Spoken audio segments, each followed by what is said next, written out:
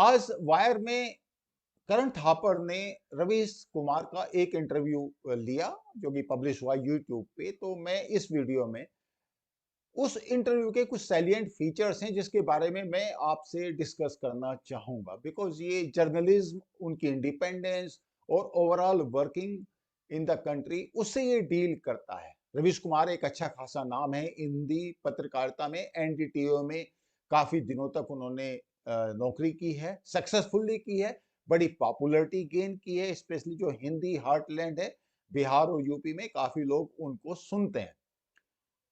तो जो बेसिक जो पॉइंट है वो ये है कि एनडीटीवी अभी गौतम अडानी ने टेक ओवर कर लिया। तो जनरली अगर आप ट्विटर पे देखेंगे या फिर जो आर्टिकल देखेंगे न्यूज़पेपर में, उसमें कईयों में ये लिखा हुआ मिलेगा आपको, और ओवरऑल एक ऐसा इंप्रेशन मिलेगा कि एनडीटीवी 24/7 को इसलिए खरीदा गया क्योंकि उसमें रवीश कुमार काम करते थे और उनको साइलेंट करना था गवर्नमेंट। ये एक नॉर्मल इंप्रेशन जनरली मिलता है। अब मैं आपको एक डिस्क्लेमर दे देता हूं इस बात पे। पहली बात तो, मैं रवीश कुमार के किसी भी विचार से अगर सहमत नहीं हूं तो भी मैं उनको डिसलाइक नहीं करता। आप मुझे उनका फैन भी कह सकते हैं। जिस तरीके से वो एक्सप्रेस करते हैं, जिस तरीके से वो कम्युनिकेट करते हैं, जिस तरीके से लोगों को कन्विंस करते हैं, वो अपने आप में एक मिसाल है। No doubt about that. ऐसा कोई दूसरा पत्रकार आपको हिंदी चैनल्स पे नहीं मिलेगा, एटलीस्ट मैंने नहीं सुना। लेकिन साथ में मैं एक दूसरा आर्ग्यूमेंट भी या फिर डिस्क्लेमर आपको दे देता हूं कि मैं मोदी जी को सपोर्ट करता हूं। जिससे कई लोग ऐसा होते हैं कि वो एक जीरो सम गेम लेके चलते हैं, पर मैं ऐसा सोचता हूं कि जो यूट्यूब पे है या कहीं भी जो इंडिपेंडेंट थिंकिंग वाला आदमी है, उसको एक इंडिपेंडेंट थॉट प्रोसेस लेके चलना चाहिए। और मेरे तो चैनल का नाम ही इंडिपेंडेंट नेशनलिस्ट है। तो मैं एक नेशनलिस्ट तो जरूर हूं, मगर इसका मतलब ये नहीं कि मैं मोदी जी की सभी बातों को सपोर्ट करूंगा। हाँ, उनके लीडरशिप स्टाइल को मैं बहुत अप्रिशिएट करता हूं, मैं उनका प्रशंसक हूं। बट साइमल्टेनियसली मेरे लिए रवीश कुमार या नरेंद्र मोदी जी को सपोर्ट करना कोई जीरो सम गेम नहीं है। और मैं ऐसे भी पिच नहीं कर सकता कि दोनों को एक दूसरे के अगेंस्ट में पिच करूं, क्योंकि मोदी जी का लेवल कुछ दूसरा ही है। He is a global leader, और यहाँ पे एक ये हिंदी पत्रकार है जिसने अपना एक नाम क्रिएट किया है। मैं उसको अचीवर की कैटेगरी में डालता हूं। It is as simple as that. अब ये जो इंटरव्यू हुआ, करण थापर ने काफी उनसे जानने की कोशिश की। तो अब इसमें दो तीन बातें बड़ी उठ के सामने आ जाती हैं। पहली बात तो ये कि रवीश कुमार ने अपने लिए एक larger than life image create की। लोगों ने उनको अप्रिशिएट किया, और कोई भी जो क्रिएटिव आदमी होता है, जब उसको अप्रिशिएट किया जाता है तो लोग उसको फॉलो करने लगते हैं। तो कई बार लोगों को गलतफहमी भी हो जाती है। आज का जो इंटरव्यू उन्होंने दिया, मैं ये नहीं कहता कि वो डिसअपॉइंटेड थे, मगर सर्टेनली एक चेहरे पे या बॉडी लैंग्वेज इतनी पॉजिटिव नहीं थी। मतलब उनका ये भी कहना था कि उनको पता था पहले से कि ये होने वाला है। और साथ में जो मेन जो उनका डिसअपॉइंटमेंट था वो गौतम अडानी के साथ था। ऑफ कोर्स ये तो उन्होंने क्लियरली ही बोला कि ये जितना भी हुआ है ये बेसिकली मोदी गवर्नमेंट के कहने की वजह से ही एनडीटीवी 24/7 को गौतम अडानी ने टेक ओवर किया है। तो ठीक है, इट्स ओके। अब कॉर्पोरेट में जब आप काम करते हैं तो यू डू वेल, आपकी एक ब्रांड इमेज बन जाती है, पर्सनल ब्रांडिंग भी हो जाती है। रवीश कुमार के साथ भी ऐसा ही हुआ।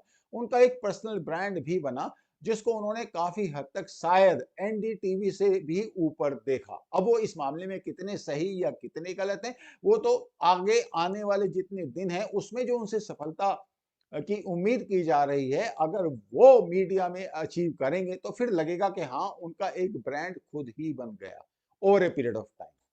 कि रवीश कुमार ने अपने आप को किस तरह आइडेंटिफाई किया, उन्होंने खुद एक्सेप्ट किया कि उनकी जो इमेज बनी है एंटी गवर्नमेंट या गवर्नमेंट का जो क्रिटिसिज्म है उसके साथ उनको आइडेंटिफाई किया गया। और ये फैक्ट है। मतलब ऐसा मैंने कोई भी प्रोग्राम रवीश कुमार का नहीं देखा जिसमें उन्होंने गवर्नमेंट की किसी एक्टिविटी की तारीफ की हो या मोदी जी की तारीफ की हो। साथ में उन्होंने ये भी कहा कि जो भी मैंने क्रिटिसिज्म किया है गवर्नमेंट का, वो बेसिकली लॉजिक के ऊपर किया है, कन्विंसिंगली किया है, उसके लिए मैंने हार्ड वर्क किया है और तब जाके मैंने क्रिटिसाइज किया है, रादर देन कि मैंने कभी या जिंदाबाद या मुर्दाबाद के नारे लगाए हों मोदी गवर्नमेंट के अगेंस्ट में। That is what his point is.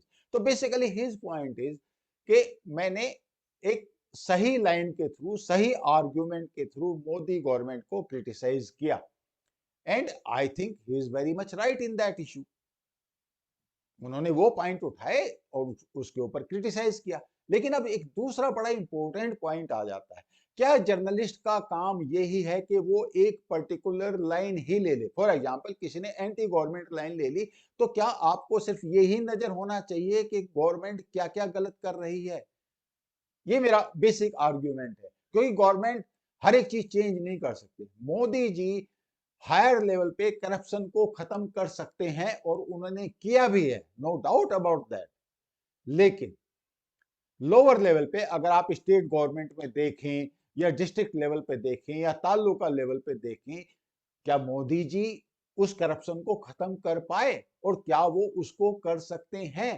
क्या मोदी जी, मैं थोड़ा सा ब्लंट हो रहा हूं, हम लोगों की जेनेटिक्स को चेंज कर सकते हैं? करप्शन जो लोकल लेवल पे होता है, जो हम लोगों के ब्लड में घुसा हुआ है, क्या मोदी जी उसको इतनी आसानी से निकाल सकते हैं?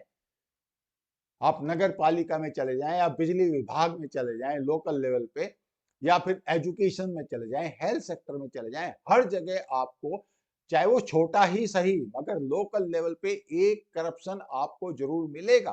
तो मोदी जी उसको खत्म कर सकते हैं क्या? बिल्कुल नहीं कर सकते, और not in the span of से 10 ईयर्स और 15 ईयर्स। हाँ, ऑफ कोर्स जब सोशल एटीट्यूड चेंज हो जाएगा, नेशनलिज्म स्ट्रांग हो जाएगा, तो उस हालत में लोग अपने आप गिव अप करेंगे।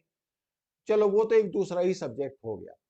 अब मेरा जो पॉइंट है, मेरा जो क्रिटिसिज्म है रवीश कुमार का, वो इस बात के ऊपर है कि आपने, ठीक है, मोदी जी की गलत बातों को या गवर्नमेंट की गलत बातों को आपने क्रिटिसाइज किया और अच्छी तरीके से किया। I appreciate that. So what about the good things which Modi government has done? आप जीएसटी को लगा लीजिए, आर्टिकल 370 को लगा लीजिए, आप राम जन्मभूमि के इशू को लगा लीजिए, क्या ये मेजर इश्यूज नहीं थे?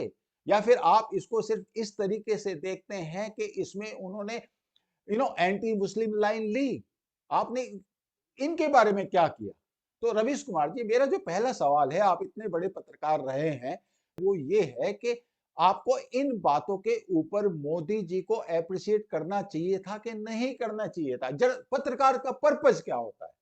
पत्रकार का पर्पस होता है कि क्रिटिसाइज भी करे, प्रेज भी करे। आप उस लाइन से भटक गए, आपने एक बायस्ड ओपिनियन लिया रवीश कुमार जी, और उसको आपने बड़ी अच्छी लैंग्वेज में कन्विंसिंग तरीके से लोगों के सामने प्रस्तुत किया। लेकिन जब आप बायस्ड एटीट्यूड लेके चलते हैं, तो आप फिर दूसरों से कैसे उम्मीद करते हैं कि वो आपके अगेंस्ट में बायस्ड नहीं होंगे? मेरा ये आपसे सवाल है रवीश कुमार जी। अब मैं दूसरी बात पे आता हूं। उन्होंने कहा, रवीश कुमार जी ने कहा कि चूंकि मुझे नहीं खरीद पाए, इसलिए उन्होंने पूरा चैनल ही खरीद लिया, हजारों करोड़ों रुपए खर्च किए, और इतने में तो यूपी बिहार में पता नहीं कितने लोगों को वो एम्प्लॉयमेंट दे देते। जो लोग कॉरपोरेट में नौकरी करते हैं, कॉरपोरेट में handing over, taking over, you know hostile takeovers, ये चलते रहते हैं, लीडरशिप चेंज होती रहती है। मैं मानता हूं एनडीटीवी एक मीडिया हाउस है, एक पर्टिकुलर लाइन को वो अडॉप्ट करके चल रहे हैं, शायद वही उनका विजन होगा, वही मिशन होगा, वही पर्पज होगा जब उन्होंने ये चैनल बनाया होगा। लेकिन आफ्टर ऑल है तो ये कॉर्पोरेट एंटिटी। तो आपको हमेशा इस बात के लिए तैयार हो जाना चाहिए कि इसको दूसरा कोई भी टेक ओवर कर सकता है, बिकॉज ये तो लिस्टेड कंपनी है। अब उसमें अगर अडानी को अपना एम्पायर बढ़ाना है, जितने भी आप टॉप एम्पायर्स ले लीजिए, उसमें मीडिया हाउस अगर किसी के पास है तो वो उसके फेवर में जाता है। बाकी जितना भी उनके पास बिजनेस है, और साथ में एक मीडिया हाउस भी आ जाए उनके पास, तो उनकी तो एक तरीके से पॉजिटिव ही इमेज वो क्रिएट कर सकते हैं अपने बारे में, अपना ब्रांड क्रिएट कर सकते हैं। तो इसमें अगर आप सोचें कि गौतम अडानी ने कोई गलती की है या उनकी गलत बात है, तो ये तो एक लॉजिकल आर्ग्यूमेंट नहीं बना। अब गौतम अडानी ने एक्चुअली अगर आप देखें तो 25 नवंबर 2022 को ये इंटरव्यू दिया गया, जिसमें फाइनेंशियल टाइम्स को, जिसमें उन्होंने कहा कि जो मीडिया का काम है कि वो गलत कामों के लिए गवर्नमेंट को क्रिटिसाइज करे, नो डाउट अबाउट दैट, लेकिन उसके अलावा जो अच्छे काम गवर्नमेंट कर रही है उसको भी तो अप्रिशिएट करना बनता है। And he is absolutely right, मैं टोटली इस बात के सपोर्ट करता हूं। ओके, अब जो अगला पॉइंट मैं बताता हूं, मतलब पूरा अगर आप डिस्कशन देखें ना तो पूरा उन्होंने उसको एक पर्सनल बैटल की तरह ये पूरा इशू लिया है, रादर देन कि हाँ एक कॉर्पोरेट टेक ओवर हो गया और जिसमें उनकी नौकरी चलेगी, मतलब उन्होंने रिजाइन किया, उनको निकाला नहीं गया। हो सकता है, ये पॉसिबिलिटी अच्छी खासी है कि अगर वो कंटिन्यू रखते तो हो सकता है Gautam Adani would have allowed him to continue. Where is the problem? Actually किसी भी बिजनेसमैन के लिए ये इशू रहता है कि उसका बिजनेस बढ़िया चले। अब ऐसा नहीं है कि गौतम अडानी सिर्फ बीजेपी रूल्ड गवर्नमेंट्स में ही काम कर रहा है, वो तो पूरे ऑल ओवर इंडिया काम कर रहा है। राजस्थान में भी उनका बिजनेस है, बाकी जगह भी बिजनेस है। तो ऐसा क्वाइट पॉसिबल कि वो कहते कि ठीक है भाई, ये हमारी लाइन है and this is the line we are going to follow, कि आप गवर्नमेंट के गलत कामों को क्रिटिसाइज कीजिए, बट साइमल्टेनियसली वो जो सही काम कर रहे हैं उनको भी आप प्रोजेक्ट कीजिए। तो इसमें कौन सी बुराई वाली बात है? ये I fail to understand. Gautam Adani ने अपने इंटरव्यू में कहा कि इंडिया का कोई भी, स्पेशली किसी भी मीडिया हाउस का कोई ग्लोबल फुटप्रिंट नहीं है, जैसे फाइनेंशियल टाइम्स का है या फिर अल जजीरा का है। अपने आप में ये सही बात है। तो उन्होंने कहा कि एनडीटीवी को मैं एक ग्लोबल फुटप्रिंट देना चाहता हूं। अच्छी बात है, इंडिया का अगर प्रोजेक्शन होगा तो इसमें कोई बुरी बात नहीं है। मैंने पहले भी कहा, उन्होंने एक पर्सनल बैटल की तरह इसको लिया है। और साथ में आप समझे इस पर्टिकुलर सेंटेंस से आप क्या इंप्रेशन पाते हैं कि जेब में नोट और जिगर में दम। मतलब अडानी के लिए बोला कि आपकी जेब में नोट है लेकिन जिगर में दम हमारा है। हम, आपके जिगर में दम नहीं है क्योंकि आप गवर्नमेंट के अगेंस्ट में कोई भी लाइन अडॉप्ट नहीं कर सकते, और आपको पता है कि अगर गवर्नमेंट आपको सपोर्ट ना करे तो ईडी वाले या बाकी जितने भी स्टेट एजेंसीज हैं वो आपको वर्चुअली, मैं उनके वर्ड नहीं बता रहा हूं बट मतलब ये है कि आपको जीने नहीं देंगे। अब करण थापर ने एक सवाल उनसे किया, और सवाल ये किया कि हाउ डज ही नो कि ये सब मोदी के कहने से हुआ है या फिर ये सिंपल कॉर्पोरेट टेक ओवर है। तो इस बात का कोई स्पेसिफिक आंसर उन्होंने नहीं दिया, लेकिन साथ में उन्होंने कहा कि जो ट्विटर पे या फिर कोई एक आर्टिकल, एक्चुअली टेलीग्राफ में एक आर्टिकल आया था, और ये आर्टिकल मुकुल केसवानी का लिखा हुआ है द टेलीग्राफ में, जिसमें उन्होंने शायद इस चीज को मेंशन किया है कि ये बेसिकली गवर्नमेंट स्पॉन्सर्ड या गवर्नमेंट के कहने से ये टेक ओवर हुआ है। अब इस बारे में तो कौन क्या जजमेंट दे सकता है, और रवीश कुमार ने खुद बोला कि ऐसी मेरे को कोई बड़ी स्पेसिफिक जानकारी नहीं है, बट ये इंटरव्यू, ये जो आर्टिकल छपा द टेलीग्राफ में, तो उसके बेसिस पे, और ट्विटर पे भी ये काफी इंफॉर्मेशन है, तो उसके बेसिस पे उनको ये इंप्रेशन मिला कि बेसिकली मोदी जी के कहने से हो रहा है टेक ओवर। और शायद उनको ये पसंद नहीं था कि मैं जितनी भी गवर्नमेंट स्कीम्स हैं या जो मोदी जी हैं सबको क्रिटिसाइज कर रहा हूं, और 2024 के इलेक्शन से पहले एक जो डाइसेंटिंग वॉइस है इसको जो है कम से कम किया जाए, दैट इज द पर्पस। हम सब लोग सबवर्जन की बात करते हैं, anti national forces Indian public opinion को सबवर्ट करने की कोशिश करती हैं मीडिया के थ्रू। मैं भी कई बार ये बात बोलता हूँ।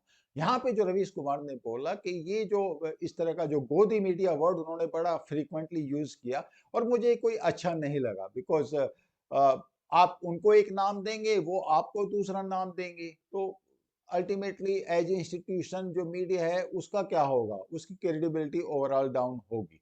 तो उन्होंने कहा ये जो गोदी मीडिया है ये एक्चुअली जो पब्लिक ओपिनियन है इसको सबवर्जन कर रहा है, सबवर्ट करने की कोशिश कर रहा है। तो that is what exactly, but overall जो मुझे इंप्रेशन मिला, मीन्स एक लार्जर देन लाइफ इमेज और अपने को मतलब पब्लिक ओपिनियन में बहुत ऊपर उठा हुआ सोचना, that is what actually Ravish Kumar has done for himself.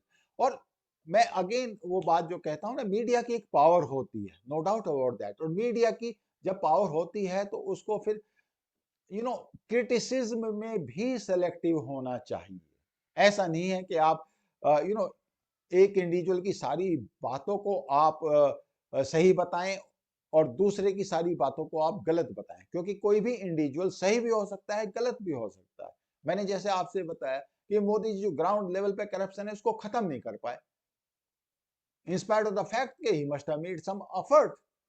Same किसी भी आप पॉलिटिकल लीडर को ले लीजिए, बट जहां तक उनके इंटेंशन और एक्शंस की बात है, सेंट्रल गवर्नमेंट के आप टॉप लेवल पे आपको कोई स्कैम अगर मिलता है तो आप बताइएगा। उस हालत में ऑब्वियसली मोदी जी को जो क्रिटिसाइज करना बनता है, बट नॉट अदरवाइज। जितनी भी स्कीम्स मोदी गवर्नमेंट ने चलाई हैं उनमें से कईयों ने बहुत अच्छा काम किया है, आई एम वेरी श्योर कि कुछ उसमें से फेल भी हुई होंगी।